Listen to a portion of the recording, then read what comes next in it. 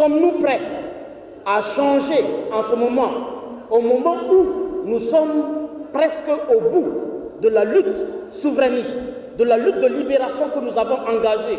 Est-ce que c'est en ce moment que notre jeunesse, que notre vaillante jeunesse doit se laisser emporter par les sirènes sataniques, diaboliques, démoniaques de l'impérialisme international en se laissant chérir par lui? Est-ce que notre jeunesse doit choisir le camp de la souveraineté, de la liberté retrouvée dans le sacrifice, dans la sueur et le sang, ou notre jeunesse doit se coucher, s'incliner et s'abaisser devant l'oppression? Il faut choisir.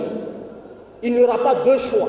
Même pour l'homme inconscient, il arrive des temps où le désir de la liberté, le désir de l'émancipation prend forme.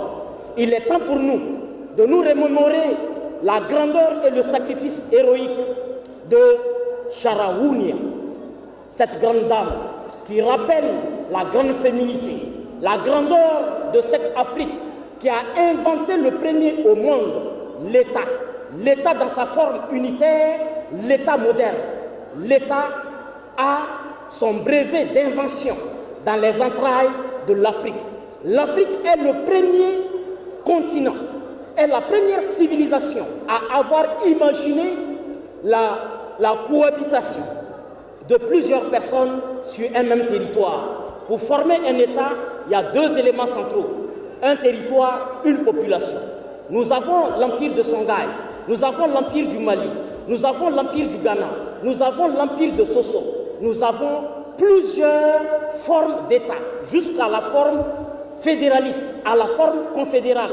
L'Afrique a tout expérimenté. On ne lui apprend rien. On est juste venu désorganiser l'Afrique. On est venu remplacer les dignes rois. On est venu remplacer les grands et combattants guerriers par des lâches, par des imposteurs, par des valets locaux, par des traîtres de grade exceptionnel. Parce que trahir l'Afrique, c'est trahir l'humanité, parce que la vie est partie de l'Afrique. C'est pourquoi nous disons que, assis sur la mémoire héroïque de Sharawunia, qui à Maïdirgui, que j'ai eu la chance et l'occasion de visiter, j'ai vu la tombe où l'héroïsme du Nigérien, la grandeur des populations nigériennes s'est révélée.